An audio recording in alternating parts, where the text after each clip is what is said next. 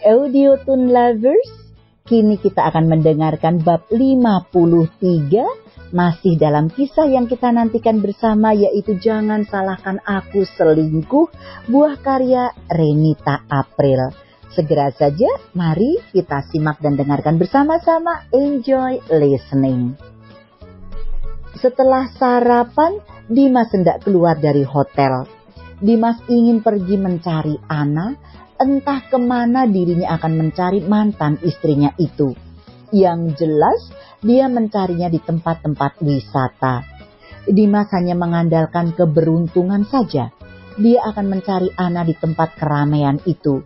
Siapa tahu Ana juga tengah berkunjung ke tempat wisata. Dimas menumpang mobil taksi untuk mencari keberadaan Ana. Tujuan pertamanya adalah Menara Eiffel. Mobil taksi melaju mengantar Dimas.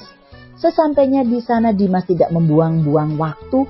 Langsung saja Dimas melangkah mencari Ana setelah membayar ongkos taksi. Ada banyak sekali pengunjung di sana. Dimas bukan menikmati keindahan Menara Eiffel, tetapi matanya sibuk kemana-mana melihat orang yang berlalu lalang. Dimas duduk di padang rumput hijau tepat di bawah Menara Eiffel. Dia sudah sangat kelelahan ke sana kemari. Lebih menjengkelkan lagi, tidak jauh dari duduknya, ada beberapa pasangan tengah selfie sambil bermesraan. Hari semakin panas, malah membuatnya juga merasakan hawa panas di dalam dirinya. Dimas juga pernah melakukan hal itu saat dia dan Ana berlibur ke Paris. "Di mana kamu, Ana?" lirihnya. Dimas kembali melanjutkan acara pencariannya. Kali ini tujuannya adalah museum ternama. Dimas berharap kali ini dia beruntung untuk menemui Ana. Reyhan dan Ana tengah asyik belanja bersama. Reyhan akan segera pulang ke tanah air. Mereka membeli oleh-oleh untuk keluarga di sana. Sebenarnya Rey ingin lebih lama lagi di Paris. Tapi dia harus kembali karena ada banyak pekerjaan yang menunggunya di sana. Reyhan dan Ana tengah memilih parfum untuk Vicky dan lainnya. Sahabat Reyhan itu hampir setiap hari meneror agar Rey tidak melupakannya. Rey membeli barang apa saja yang sudah dipesan oleh sahabatnya itu. "Rey, parfum mana yang cocok untuk Mama?" tanya Ana yang sibuk memilih. "Terserah kamu sayang, pilih saja sesuai seleramu," jawab Rey. Ana tengah memilih parfum untuk mamanya Reyhan. Sebagai calon menantu, tentu saja Ana harus memberi kesan agar mamanya Reyhan menyukai dirinya. Ana memilih parfum keluaran terbaru. Dia membelinya memakai uangnya sendiri karena itu untuk calon mertuanya. "Habis ini mau kemana lagi?" tanya Reyhan. Di tangan Reyhan sudah ada beberapa paper bag belanjaan. Ada baju, tas, dan segala pernak-pernik khas kota Paris. "Makan siang dulu, setelah itu kita jalan-jalan lagi," jawab Ana. "Oke, kita kembali ke mobil sekarang ya," ajak Rey. Rey dan Ana melangkah menuju mobil mereka. Rey membuka pintu belakang mobil untuk meletakkan barang-barang belanjaannya. Ana sudah masuk dan duduk di kursi depan. Reyhan ikut menyusul masuk ke dalam mobil. Dia menghidupkan mesin mobil lalu menjalankannya. Mobil melaju menuju restoran. Ana dan Reyhan akan makan siang terlebih dahulu. Mobil sampai di sebuah restoran. Ana dan Rey turun dari dalam mobil. Genggaman tangan Rey tidak pernah lepas dari tangan Ana. Dia takut jika genggaman tangan itu dilepas, Ana akan lari darinya. Mereka masuk ke dalam restoran.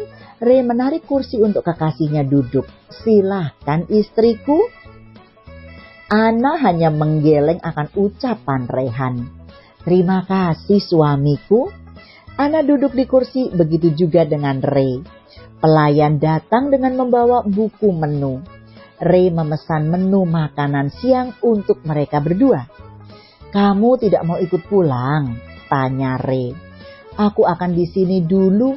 Kalau ikut malah nantinya kamu nyosor melulu," kesal Ana. Ana sedikit kesal pada Rehan saat bangun pagi tadi. Kekasih itu tiada henti membuat dirinya panas. Ray selalu menggodanya tapi akan berhenti saat Ana menginginkan dirinya. Rehan terkekeh, "Aku tidak sabar untuk melahapmu. Secepatnya kita harus menikah. Selesai masa..."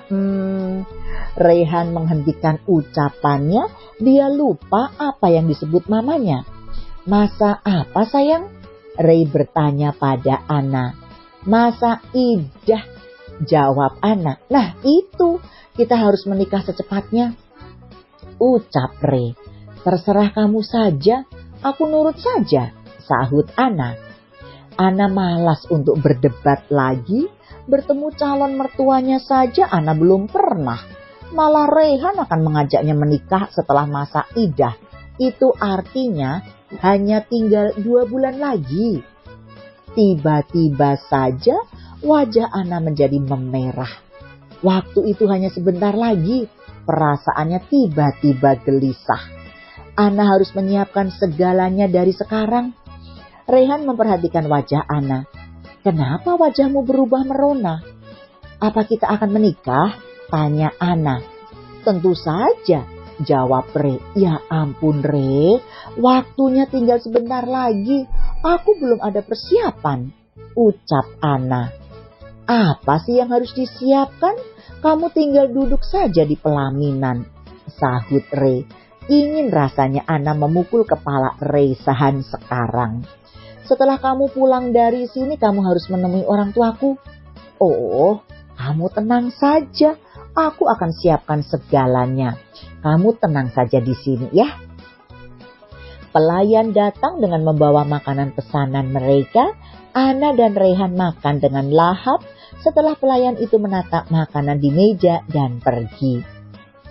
Rehan membayar semua makanan yang dia pesan. Keduanya masuk ke dalam mobil. Tujuan mereka kali ini adalah Museum du Louvre. Mobil Rehan melaju menuju ke sana. Ana dan Rehan mulai melihat-lihat bangunan di sana. Tidak lupa, Ana meminta Rehan untuk memotret dirinya. Mereka juga meminta bantuan kepada turis untuk memotret mereka berdua di depan monumen bersejarah itu. "Ana, kita foto pre-wedding di sini gimana?" tanya Ray. Ana nampak berpikir, "Boleh juga, mumpung kita berdua di sini. Tapi aku tidak mau pakai gaun pengantin. Aku ingin pakai gaun pesta saja." Pantas saja dia panik. Karena waktu menikah semakin dekat, ternyata wanita menikah banyak maunya, batin Ray. "Ray, selagi kita di Paris, aku ingin membeli souvenir pernikahan," ucap Ana. Rehan tersenyum karena Ana terlihat begitu bersemangat. Rehan mengecup seluruh wajah Ana. "Terserah kamu sayang, aku tidak mengerti masalah itu. Kamu saja yang mengaturnya." Ana sedikit kesal karena Rehan selalu main nyosor saja. "Main serang saja sih kamu, hehehe. Tapi kamu suka kan?" Ana malah merona akan ucapan Ray. Dia menundukkan wajahnya. Ana seperti wanita yang jatuh cinta untuk pertama kalinya. Dari kejauhan, mata Dimas memerah melihat adegan mesra itu. Sungguh beruntung dan juga naas takdir yang diberikan padanya. Dimas beruntung karena dapat melihat Ana. Namun naas, dia melihat Rehan juga berada di sana. Dimas melihat betapa mesranya mantan istrinya itu. Sakit, nyeri di dalam hati dapat Dimas rasakan. Wanita yang dia cintai telah menjadi milik orang lain. Dimas ingin sekali berteriak memanggil nama Ana. Dia ingin teriak jika dirinya di sini. Merindukan Ana, rindu akan wanita yang dicintainya. "Ana, lihatlah aku. Aku pria yang kamu cintai, Ana. Bukannya Rehan. Aku tahu itu," lirih Dimas. Dimas mengusap air matanya yang meleleh di pipi. Dia menarik nafas panjang. apapun akan Dimas hadapi demi merebut anak kembali padanya. That's it. So as usual, Renita April said, dukung author dengan vote like dan juga komennya ya. Ditunggu. Oke. Audiotune lovers, seperti biasa, Eti Sulistiawati akan kembali membacakan bab berikutnya. Tunggu kehadiran saya. Stay put and stay tuned. I will be back. Don't go away, to be continued. Bersambung.